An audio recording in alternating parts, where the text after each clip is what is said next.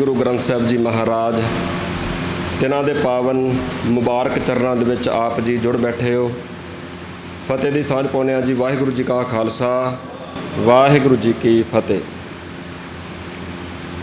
इलाके दियां संगतां बेनती करना चाहुंदा कि साडी बच्ची गुरप्रीत कौर दा अज जन्मदिन, सो मैं बेनती करनी चाहूँगा कि आप जी जरूर गुरु घर जल्दी तो जल्दी हाज़री भरो।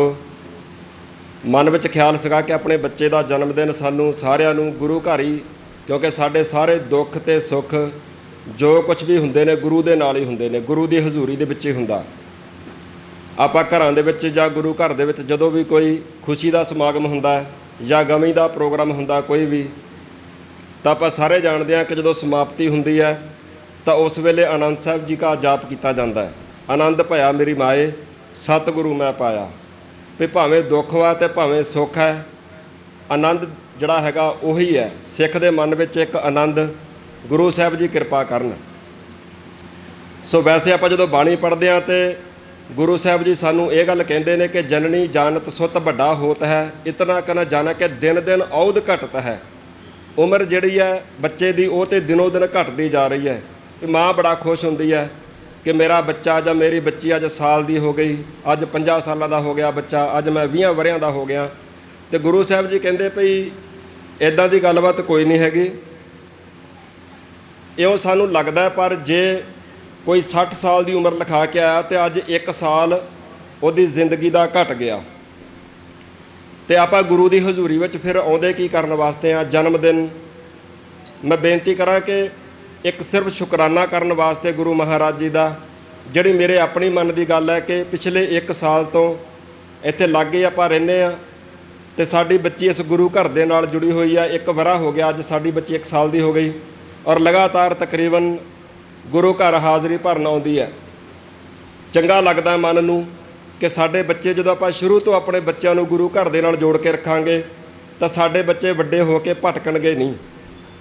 जे भटक भी जाणगे तद भी उन्हां दे मन दे अंदर किसी ना किसी कोने विच एक चिंगारी पई होऊगी।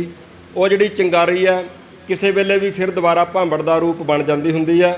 और जिहड़े साडे बच्चे जे आपां कोई सज्जे खब्बे अपने लीहों लथ भी जाइए तां फिर आपां लीह दे उपर आ जाने आ। सो इदां अक्सर साडे नाल हुंदी है और इदां हो ही जाती हुंदी है। एक जिहड़ी जरूरी बेनती है वो ये है कि जदों आपां ये गल कहने आ साडी कौम दे विच अज जो हालात बने हुए ने, गुरु घरां दे गुरुद्वारा साहिबान दे, गुरु घर सिੱਖੀ दे ਸਕੂਲ हुंदे ने, गुरु घर सिੱਖੀ दे ਸਕੂਲ हुंदे ने। इस गुरु घर दे विच आके इस सिੱਖੀ दे ਸਕੂਲ दे विच आके एक बंदे दी घाड़त घड़ी जाती है। गुरु साहब जी घाड़त घड़ते हैं और घाड़त घड़ होने तो बाद जो तैयार हुंदा उहनूं सिख कहंदे ने। गुरु साहब जी गुरु घर आने जदों आपां ते बंदे की घाड़त घड़ हुंदी है, वो घाड़त घड़ होने तो बाद जिहड़ी चीज़ तैयार हुंदी है उहनूं सिख कहंदे आ। सिख तैयार हुंदा गुरु की हजूरी विच आके। पर जे आपां गुरु घर नूं सिੱਖੀ दा ਸਕੂਲ बनाईए ही ना तो मैनूं लगदा फिर सिੱਖੀ दी घाड़त कित्थे घड़ी जाऊगी। अज तुसीं वेखो आसे पासे नज़रां मार के रोज़ सवेर नूं अखबार चुको, किसी टीवी चैनल नूं ऑन करो तो कितों ना कितों साडे कंन दे विच खबर पैंदी है, सानू पढ़न नूं मिलदा कि धन श्री गुरु ग्रंथ साहब महाराज दे पावन स्वरूप दी फलाने शहर दे विच फलाने गुरु घर दे विच बेअदबी हो गई है। बेनती करां भी ये बेअदबियां क्यों हुंदियां ने। असीं अपने गुरु दे कोल अपना दुख ते सुख साझा करन वास्ते आउंदे आ और साडे गुरु दी बेअदबी दी घटना दी खबर जदों सानू मिलदी है तां दुनिया भर विच वसदे सिखां दे हिरदे वलुंदरे जांदे ने। सो उहदी वजह की हैगी आ। आपां अपने अंदर जे झात मार के वेखीए तो सानू किन्ना क तरफईया लगदा। सानू साडे समेत आम संगतां तो लैके प्रबंधकां तो लैके ते वड्डी पੱਧਰ तक दे सारी लीडरशिप तुसीं गिण लो पंथक, सानू किन्ना क तरफईया लगदा इन्हां गल्लां दा। सो बेनती करनी चाहूँगा कि आपां अपने छोटे छोटे फंक्शन अपने घरां विच जदों करदे आ, जदों आपां गुरु घर दे नाल जुड़ के रहिंदे आ ते सानू गुरु घर दी हर एक चीज़ की अहमियत का भी पता लगदा है। हुण बच्चे वड्डे वड्डे हो जाते हैं, कई बार आपां वडेरी उम्र दे विच भी जे सानू कोई पुछे कि गुरु की हजूरी दे विच पलकां रुमाला साहब चंदोआ लगा होया, चौर साहब आ, उहदी की महत्ता कई बार सानू आप नूं नहीं पता हुंदा ते बच्चों नूं फिर किद्दां पता लगूगा। अजकल बच्चे बड़े सियाणे, बच्चे सवाल करते हैं, गुरु की हजूरी में आने आपां मत्था टेकते हैं। तुसीं वेखो अगां अगां समा किदां दा आ रहा, बच्चे सवाल करया करनगे कि मत्था क्यों टेकना, मत्था टेकण दा की मतलब हुंदा। सो जे गुरु घर नूं आपां सिੱਖੀ ਦਾ ਸਕੂਲ ਬਣਾउने आ ਤਾਂ ਇਸ ਸਕੂਲ ਦੇ ਵਿੱਚੋਂ ਸਿੱਖਿਆ ਮਿਲਦੀ ਆ ਬੱਚਿਆਂ ਨੂੰ कि बच्चे मत्था टेकण ਦਾ मतलब ਇਹ ਹੁੰਦਾ कि गुरु साहब जी मैं अपना ਸੀਸ ਤੁਹਾਨੂੰ अर्पण करदा, भाव कि मैं ਤੁਹਾਡਾ हर हुक्म ਮੰਨਣ ਦੇ ਲਈ ਤਿਆਰ ਹਾਂ। मत्था टेकण ਦਾ मतलब ही ਇਹ ਹੁੰਦਾ कि गुरु साहब जी मैं ਤੁਹਾਡਾ हर हुक्म ਮੰਨਣ ਦੇ ਲਈ ਤਿਆਰ ਹਾਂ। भाई साहब जी हुणे शब्द पढ़ रहे ਸੀਗੇ, हौमे की गल कर रहे ਸੀਗੇ कि हौमे दीर्घ रोग है।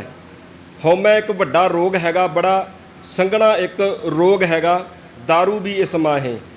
गुरु साहब जी जो किरपा कर देन, गुरु की किरपा हो जाए, गुरु की बख्शिश हो जाए, जे उस परमात्मा के नाल जुड़ जाइए तो हौमे साडे अंदरों दूर हो जाती है। एक हौमे ही हैगी आ जिहड़ी साडे राह दे विच रुकावट बनी हुई है। आपां सारे समेत आपां सारे असीं ये समझते हैं कि जिहड़ी गल मैनूं पता हैगी आ वो मैं दूजे नूं बोल के दस देवां। सानूं ये लगदा कि जिहड़ी गल मैनूं पता वो मैं दूजे नूं बोल के दस देवां ते दूजे नूं ये गल ग्रहण कर लेनी चाहिदी है। जदों कि एक सिख जदों आपां गुरु की हजूरी दे विच आउणे आ ते असीं सारे जणे सिੱਖਣ वास्ते आउणे आ कि गुरु साहब जी मेरी मत थोड़ी, मैनूं कुछ भी नहीं पता हैगा, मेरी मत बड़ी थोड़ी है। गुरु साहब जी तुसीं किरपा करो, मैनूं मत बख्श दिओ ते मैं आप जी की मत ग्रहण कर लवां। हौमे की गल कर रहे ते जे आपां गुरु की हजूरी दे विच आके गुरु घर आके भी मैं वड्डा, मेदू वड्डा ज्ञानवान कोई नहीं, मेरे तो वड्डा विद्वान, मैनूं गल्लां वधिया करनियां आउंदियां ने, मैं शब्द वधिया पढ़ लैना, मैं कथा वधिया कर लैना, मैं बुलारा बड़ा वधिया, तो मैनूं लगदा ये हौमा। फिर जो गुरु घर आके हौमा ना त्यागी तो फिर कित्थे जाके छड्डांगे। आपां बाणी पढ़दे आ, जदों बरसात हुंदी है तो आपां वेखदे आ सज्जे खब्बे आसे पासे झात मार के वेखो, जिहड़े बूटे सुक्के हुंदे ने बरसातां दे दिनां दे विच वो भी हरे हो जांदे आ, ते जिहड़े बूटे सुक्के हुंदे ने बरसातां च हरे हो जांदे आ, ते जिहड़े बूटे बरसातां विच सुक्के रह जाण वो फिर कदे भी नहीं हरे हुंदे। जदों मींह वरसदा उस वेले बूटे हरे हो जांदे आ, ते जे उन्हां दिनां विच भी बूटे सुक्के दे सुक्के रह जाण फिर भला उन्हां वास्ते किहड़ा मौसम होऊगा भी जदों वो बूटे हरे होणगे। सो एक वत हुंदी है, एक रुत हुंदी है।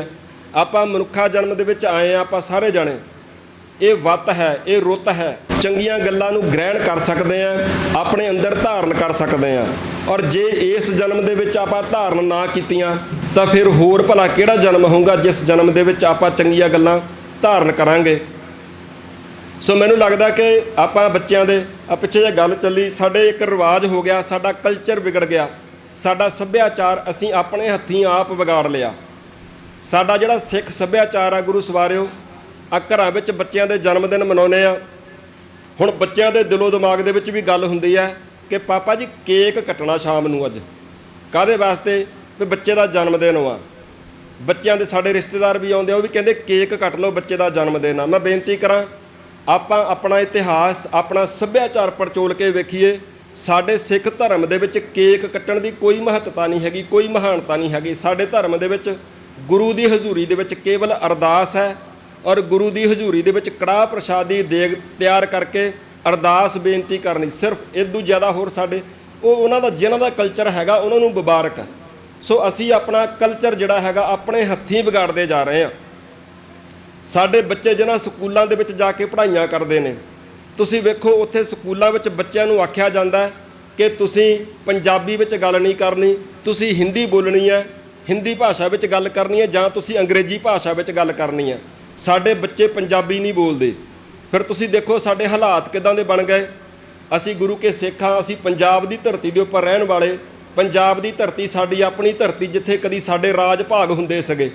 असीं पंजाब ये साडी ज़मीन, ये आसमान साडा हुंदा सी, असीं तख्तां ताजां बाजां घोड़ियां दे मालक, असीं अपणियां फौजां दे मालक हुंदे सगे। मैं शेरे पंजाब महाराजा रणजीत सिंह जी दे राज भाग की गल करदा, और साडे उसे ही पंजाब की धरती के उपर साडा कल्चर बिगड़ गया, साडा सभ्याचार खराब हो गया। आम कहा जाता ना कि जे किसी धर्म नूं या किसी सभ्यता नूं खत्म करना होवे तां उन्हां दे कोलों उन्हां दी बोली खोलो। ਉਹ ਸਾਡੀ ਬੋਲੀ ਖੋਲੀ ਉਹਨਾਂ ਨੇ, ਔਰ ਅਸੀਂ ਆਪਣੀ ਬੋਲੀ ਆਪ ਗਵਾ ਲਈ। ਅਸੀਂ ਕਹਿੰਦੇ ਕਿ ਸਾਡੇ ਬੱਚੇ ਵਧੀਆ ਸਕੂਲ 'ਚ ਪੜ੍ਹਦੇ ਆ। ਅੱਛਾ, ਕਿੰਨਾ ਕੁ ਵਧੀਆ ਸਕੂਲ ਆ ਜੀ? ਉੱਥੇ ਤਾਂ ਬੱਚੇ ਨੂੰ ਅੰਗਰੇਜ਼ੀ ਸਿਖਾਉਂਦੇ ਆ। ਸਾਡਾ ਬੱਚਾ ਤਾਂ ਅੰਗਰੇਜ਼ੀ ਐਨ ਫਟਾਫਟ ਬੋਲਦਾ। ਮੈਂ ਬੇਨਤੀ ਕਰਾਂ, ਅੰਗਰੇਜ਼ੀ ਸਾਡਾ ਬੱਚਾ ਜ਼ਰੂਰ ਫਟਾਫਟ ਬੋਲਦਾ, ਬੜੀ ਤੇਜ਼ੀ ਨਾਲ ਬੋਲਦਾ, ਪਰ ਕੀ ਸਾਡਾ ਬੱਚਾ ਗੁਰਬਾਣੀ ਪੜ੍ਹ ਸਕਦਾ? ਸਾਨੂੰ ਪੰਜਾਬੀ ਨਾ ਆਉਂਦੀ ਹੋਊਗੀ, ਸਾਨੂੰ ਗੁਰਮੁਖੀ ਨਾ ਆਉਂਦੀ ਹੋਊਗੀ, ਅਸੀਂ ਬਾਣੀ ਕਿੱਦਾਂ ਪੜ੍ਹਾਂਗੇ ਭਲਾ? ਔਰ ਪੰਜਾਬੀ ਔਰ ਗੁਰਮੁਖੀ ਦੀ ਇੱਕ ਵੱਖਰੀ ਵਿਆਕਰਣ ਹੁੰਦੀ ਆ, ਔਰ ਜਦੋਂ ਅਸੀਂ ਉਹ ਵਿਆਕਰਣ ਹੀ ਨਹੀਂ ਸਾਨੂੰ ਆਉਂਦੀ ਹੋਊਗੀ, ਅਸੀਂ ਗੁਰਬਾਣੀ ਦੇ ਅਰਥ ਕਿੱਦਾਂ ਕਰਾਂਗੇ? ਤੁਸੀਂ ਵੇਖੋ ਸਾਡੇ ਵਾਸਤੇ ਕਿੰਨਾ ਜ਼ਿਆਦਾ ਔਖਾ ਹੋ ਜਾਊਗਾ ਆਪਣੇ ਬੱਚਿਆਂ ਨੂੰ, ਆਪਣੀਆਂ ਨਵੀਆਂ ਨਸਲਾਂ ਨੂੰ ਆਪਣੇ ਗੁਰੂ ਦੇ ਨਾਲ ਜੋੜ ਕੇ ਰੱਖਣ ਵਾਸਤੇ, ਆਪਣੇ ਵਿਰਸੇ, ਆਪਣੇ ਅਮੀਰ ਸੱਭਿਆਚਾਰ ਦੇ ਨਾਲ ਜੋੜ ਕੇ ਰੱਖਣ ਵਾਸਤੇ ਸਾਡੇ ਲਈ ਕਿੰਨਾ ਜ਼ਿਆਦਾ ਔਖਾ ਹੋ ਜਾਊਗਾ। ਤੁਸੀਂ ਵੇਖੋ, ਸਾਨੂੰ ਕੋਸ਼ਿਸ਼ ਕਰਨੀ ਚਾਹੀਦੀ ਹੈ ਕਿ ਆਪਾਂ ਆਪਣੇ ਬੱਚਿਆਂ ਨੂੰ ਮੁੱਢ ਤੋਂ ਜੋੜ ਕੇ ਰੱਖੀਏ। ਮੁੱਢ ਤੋਂ ਆਪਾਂ ਇੱਕ ਨਾ ਕਈ ਵਾਰ ਪਿੰਡਾਂ 'ਚ ਕਹਾਵਤ ਹੁੰਦੀ ਆ ਵੀ ਭੱਠ ਪਿਆ ਸੋਨਾ ਜਿਹੜਾ ਕੰਨਾਂ ਨੂੰ ਖਾਵੇ। ਬੀਬੀਆਂ ਜਿਹੜੀਆਂ ਕੰਨਾਂ ਵਿੱਚ ਕਾਂਟੇ, ਸਿੱਖ ਧਰਮ 'ਚ ਕੋਈ ਮਹੱਤਤਾ ਨਹੀਂ ਹੈਗੀ ਇਹਨਾਂ ਦੀ। ਨੱਕ ਛੇਦਕ, ਕੰਨ ਛੇਦਕ, ਗਹਿਣੇ ਪਾਉਣੇ ਮਨ ਮਤ ਹੈ, ਪਰ ਚਲੋ ਇੱਕ ਕਹਾਵਤ ਬਣੀ ਹੋਈ ਆ, ਭੱਠ ਪਿਆ ਸੋਨਾ ਜਿਹੜਾ ਕੰਨਾਂ ਨੂੰ ਖਾਵੇ। ਹੁਣ ਬੀਬੀ ਨੇ ਜਿਹਨੇ ਕੰਨਾਂ 'ਚ ਕਾਂਟੇ ਪਾਏ ਹੋ ਆ, ਚੁੱਭੀ ਜਾਂਦੇ ਆ ਉਹਨੂੰ। ਹੁਣ ਕਹਿੰਦੀ ਕੰਨਾਂ 'ਚੋਂ ਮੈਂ ਲਾ ਦੇਵਾਂ ਕਿਹੜੀ ਘੜੀ, ਮੈਨੂੰ ਟੇਕ ਆਵੇ, ਮੈਨੂੰ ਚੈਨ ਆਵੇ। ਉਹੀ ਗੱਲ ਸਾਡੇ ਨਾਲ। ਹੁਣ ਸਾਡੇ ਬੱਚੇ ਵਧੀਆ ਸਕੂਲਾਂ 'ਚ ਪੜ੍ਹ ਗਏ, ਸਾਨੂੰ ਅੱਜ ਚੰਗਾ ਲੱਗਦਾ ਗੁਰੂ ਪਿਆਰਿਓ, ਪਰ ਤੁਸੀਂ ਆਉਣ ਵਾਲਾ ਕੱਲ੍ਹ ਪਰਸੋਂ ਆਪਣਾ ਭਵਿੱਖ, ਆਪਣਾ ਫਿਊਚਰ ਵੇਖੀਏ ਸਾਡੇ ਨਾਲ ਹੋਣ ਕੀ ਜਾ ਰਿਹਾ। ਸਾਡੇ ਹਾਲਾਤ ਬਿਲਕੁਲ ਇਦਾਂ ਦੇ ਹੋ ਜਾਣਗੇ, ਭੱਠ ਪਿਆ ਸੋਨਾ, ਭੱਠ ਪਈ ਪੜ੍ਹਾਈ। ਸਾਡੇ ਹਾਲਾਤ ਇਦਾਂ ਦੇ ਹੋ ਜਾਣਗੇ, ਭੱਠ ਪਈ ਪੜ੍ਹਾਈ ਜਿਹੜੀ ਕੰਨਾਂ ਨੂੰ ਖਾਵੇ। ਜਿਹਨੇ ਸਾਡੇ ਕੋਲੋਂ ਸਾਡਾ ਅਮੀਰ ਸੱਭਿਆਚਾਰ ਖੋਲਿਆ, ਸਾਡੇ ਹਾਲਾਤ ਇਦਾਂ ਦੇ ਹੋ ਜਾਣਗੇ, ਔਰ ਸਾਡੇ ਹਾਲਾਤ ਇਦਾਂ ਦੇ ਹੋਣ ਜਾ ਰਹੇ ਨੇ, ਸਾਡੇ ਹਾਲਾਤ ਇਦਾਂ ਦੇ ਹੋ ਗਏ ਨੇ। ਆਪਾਂ ਝਾਤ ਮਾਰ ਕੇ ਵੇਖ ਲਓ ਆਸੇ ਪਾਸੇ ਆਪਣੇ ਘਰਾਂ ਵੱਲੇ। ਸਾਡੇ ਬੱਚੇ ਸਕੂਲੋਂ ਹਿੰਦੀ ਭਾਸ਼ਾ ਆਪਣੇ ਬੁੱਝ 'ਚ ਪਾ ਕੇ ਲੈ ਕੇ ਆਉਂਦੇ ਆ, ਘਰੇ ਆ ਕੇ ਵੀ ਬੋਲਦੇ ਆ, ਔਰ ਅਸੀਂ ਵੱਡੇ ਮਾਂ-ਬਾਪ ਅਸੀਂ ਉਹਨਾਂ ਦੇ ਪਿੱਛੇ ਲੱਗ ਕੇ ਅਸੀਂ ਆਪ ਵੀ ਆਪਣੀ ਭਾਸ਼ਾ ਤਿਆਗ ਦਿੱਤੀ, ਆਪਣੀ ਲੈਂਗੁਏਜ ਤਿਆਗ ਦਿੱਤੀ। ਤੁਸੀਂ ਵੇਖੋ, ਜਿਨ੍ਹਾਂ ਨੂੰ ਆਪਾਂ ਕਹਿੰਦੇ ਆ ਪ੍ਰਵਾਸੀ, ਉਹ ਯੂਪੀ ਤੋਂ ਆਉਂਦੇ ਆ, ਬਿਹਾਰ ਤੋਂ ਆਉਂਦੇ ਆ, ਇੱਥੇ ਆ ਕੇ ਉਹਨਾਂ ਨੇ ਆਪਣਾ ਕਲਚਰ ਨਹੀਂ ਛੱਡਿਆ, ਚੰਗਾ ਜਾਂ ਮਾੜਾ ਜੋ ਵੀ ਹੈਗਾ। ਉਹਨਾਂ ਨੇ ਆਪਣੀਆਂ ਆਦਤਾਂ ਨਹੀਂ ਛੱਡੀਆਂ, ਉਹਨਾਂ ਨੇ ਆਪਣਾ ਕਲਚਰ ਸੱਭਿਆਚਾਰ ਨਹੀਂ ਛੱਡਿਆ। ਉਹ ਤੰਬਾਕੂ ਮਲ ਕੇ ਖਾਂਦੇ ਸੀਗੇ, ਉਹ ਨਹੀਂ ਹਟੇ, ਇੱਥੇ ਆ ਕੇ ਵੀ ਖਾਂਦੇ ਰਹੇ। ਉਹਨਾਂ ਦੇ ਪਿੱਛੇ ਲੱਗ ਕੇ ਅਸੀਂ ਉਹਨਾਂ ਵਰਗੇ ਹੋ ਗਏ। ਸਾਡੀ ਆਪਣੀ ਹੀ ਧਰਤੀ ਦੇ ਉੱਪਰ ਹੋਣਾ ਤੇ ਇਹ ਚਾਹੀਦਾ ਸੀਗਾ, ਅਸੀਂ ਉਹਨਾਂ ਦੀਆਂ ਸਟੇਟਾਂ ਵਿੱਚ ਵੀ ਜੇ ਜਾਂਦੇ, ਉਹਨਾਂ ਨੂੰ ਵੀ ਦੱਸਦੇ ਕਿ ਭਾਈ ਇਹ ਜਗਤ ਝੂਠ ਹੈ। ਸਾਡੇ ਤੇ ਗੁਰੂ ਸਾਹਿਬ ਜੀ ਦਾ ਘੋੜਾ ਵੀ ਨਹੀਂ ਸੀ ਲੰਘਿਆ ਉਸ ਖੇਤ ਦੇ ਵਿੱਚੋਂ ਦੀ ਜਿਹੜਾ ਤੰਬਾਕੂ ਵਾਲਾ ਖੇਤ ਸੀਗਾ। ਸਮਝਾਉਣਾ ਤੇ ਅਸੀਂ ਉਹਨਾਂ ਨੂੰ ਸੀਗਾ। ਸਾਡਾ ਅਮੀਰ ਸੱਭਿਆਚਾਰ ਹੈ, ਪਰ ਸਾਡੀ ਧਰਤੀ ਦੇ ਉੱਪਰ ਆਏ ਹੋ ਕੰਮਕਾਰ ਕਰਨ ਵਾਸਤੇ ਸਾਡੇ ਬੱਚਿਆਂ ਨੇ, ਅਸੀਂ ਸਾਡੀਆਂ ਜੇਬਾਂ ਦੇ ਵਿੱਚ ਤੰਬਾਕੂ ਦੀਆਂ ਪੁੜੀਆਂ ਜੇ ਲੱਭਣ ਤੇ ਅੰਦਾਜ਼ਾ ਲਾ ਕੇ ਵੇਖ ਲਓ ਅਸੀਂ ਖੜੇ ਕਿੱਥੇ ਆ। ਇੱਕ ਪਿੰਡ ਦੇ ਵਿੱਚ 4 ਗੁਰੂ ਘਰ ਸਾਡੇ ਮੂੰਹ ਚੜਾਉਂਦੇ ਨੇ। ਵੱਡੀਆਂ ਇਮਾਰਤਾਂ, ਪੱਥਰ ਲੱਗੇ ਹੋਏ ਨੇ, ਸਾਡਾ ਮੂੰਹ ਚੜਾਉਂਦੇ ਨੇ। ਇੱਕ ਪਿੰਡ ਦੇ ਵਿੱਚ 4 ਗੁਰੂ ਘਰ। ਗੁਰੂ ਸਾਹਿਬ ਜੀ ਸਾਨੂੰ ਗੁਰਬਾਣੀ ਵਿੱਚ ਕਹਿੰਦੇ ਨੇ, ਦੁਬਿਧਾ ਨਾ ਪੜੂੰ ਹਰ ਬਿਨ ਹੋਰ ਨਾ ਪੂਜੂੰ, ਮੜੇ ਮਸਾਨ ਨਾ ਜਾਈ ਦੁਬਿਧਾ। ਦੁਬਿਧਾ ਦਾ ਭਾਵ ਕੀ ਭਲਾ? ਦੁਬਿਧਾ ਜਾਵਾਂ ਜਾਂ ਨਾ ਜਾਵਾਂ, ਇੱਦਾਂ ਕਰਾਂ ਜਾਂ, ਇਹਨੂੰ ਕਹਿੰਦੇ ਦੁਬਿਧਾ। ਗੁਰੂ ਸਾਹਿਬ ਜੀ ਕਹਿੰਦੇ ਦੁਬਿਧਾ ਨਾ ਪੜੂੰ ਹਰ ਬਿਨ ਹੋਰ ਨਾ ਪੂਜੂੰ। ਹਰ ਦਾ ਭਾਵ ਪਰਮਾਤਮਾ ਤੋਂ ਬਿਨਾਂ ਮੈਂ ਕਿਸੇ ਹੋਰ ਦੀ ਪੂਜਾ ਨਾ ਕਰਾਂ। ਹਰ ਬਿਨ ਹੋਰ ਨਾ ਪੂਜੂੰ, ਮੜੇ ਮਸਾਨ ਨਾ ਜਾਈ। ਇਹ ਸਾਨੂੰ ਗੁਰੂ ਸਾਹਿਬ ਜੀ ਦਾ ਹੁਕਮ ਹੈ, ਬਾਣੀ ਪੜ੍ਹ ਸਕਦੇ ਹਾਂ। ਅਸੀਂ ਕੀ ਕੀਤਾ ਭਲਾ? ਉਹ ਜਿਹੜੇ ਗੁਰੂ ਨੇ ਸਾਨੂੰ ਰੋਕਿਆ ਸੀਗਾ ਵੀ ਉੱਥੇ ਨਹੀਂ ਜਾਣਾ, ਅਸੀਂ ਉਸੇ ਗੁਰੂ ਸਾਹਿਬ ਜੀ ਨੂੰ ਆਪਣੇ ਸਿਰ ਦੇ ਉੱਪਰ ਚੁੱਕ ਕੇ ਉੱਥੇ ਜਾਂਦੇ ਲੈ ਕੇ ਪਿੰਡਾਂ 'ਚ ਝਾਤ ਮਾਰ ਕੇ ਵੇਖ ਸਕਦੇ ਹਾਂ। ਕਿੱਥੇ ਚੱਲੇ ਜੀ? ਜਠੇਰਿਆਂ ਦੀ ਜਗ੍ਹਾ ਉੱਥੇ ਮੇਲਾ ਲੱਗਦਾ ਜੀ। ਗੁਰੂ ਸਾਹਿਬ ਜੀ ਨੂੰ ਵੀ ਉੱਥੇ, ਜਿਹੜੇ ਕੰਮ ਤੋਂ ਗੁਰੂ ਸਾਹਿਬ ਜੀ ਨੇ ਸਾਨੂੰ ਰੋਕਿਆ ਸੀਗਾ, ਅਸੀਂ ਗੁਰੂ ਸਾਹਿਬ ਜੀ ਨੂੰ ਵੀ ਉੱਥੇ ਲੈ ਕੇ ਤੁਰ ਪਏ। ਹਾਲਾਤ ਵੇਖੋ ਸਾਡੇ ਕਿੱਦਾਂ ਦੇ ਹੋ ਗਏ। ਦੁਬਿਧਾ ਨਾ ਪੜੂੰ ਹਰ ਬਿਨ ਹੋਰ ਨਾ ਪੂਜੂੰ। ਪਰਮਾਤਮਾ ਤੋਂ ਬਿਨਾਂ ਕਿਸੇ ਹੋਰ ਦੀ ਪੂਜਾ ਸਿੱਖ ਨੇ ਨਹੀਂ ਸੀ ਕਰਨੀ, ਪਰ ਅਸੀਂ ਕੋਈ ਵੀ ਨਹੀਂ ਛੱਡੀ। ਗੁੱਗਾ ਪੂਜਦੇ ਹਾਂ ਜੀ, ਸੱਪਾਂ ਦੀ ਪੂਜਾ ਕਰੀ ਜਾਂਦੇ ਆ, ਅੱਗ ਦੀ ਪੂਜਾ ਕਰੀ ਜਾਂਦੇ ਆ। ਤੀਆਂ ਦੇ ਤਿਉਹਾਰ ਆ ਗਏ, ਸਾਨੂੰ ਪਤਾ ਨਹੀਂ ਹੈਗਾ ਤੀਆਂ ਦਾ ਤਿਉਹਾਰ ਹੈ ਕੀ ਆ। ਪਿੱਛੇ ਝਾਤ ਮਾਰ ਕੇ ਵੇਖੀਏ, ਬੀਬੀਆਂ ਨੂੰ ਸਜਾ ਕੇ ਨਾ ਇੱਦਾਂ ਤਿਆਰ ਕਰਕੇ ਨਿਲਾਮ ਹੋਣ ਵਾਸਤੇ ਭੇਜਿਆ ਜਾਂਦਾ ਸੀਗਾ ਵੀ ਆਹ ਲਓ, ਇਹਨਾਂ ਵਿੱਚੋਂ ਚੁਣ ਲਓ ਜਿਹੜੀ ਪਸੰਦ ਵਾ। ਆਪਾਂ ਝਾਤ ਮਾਰ ਕੇ ਵੇਖੀਏ ਪਿਛੋਕੜ।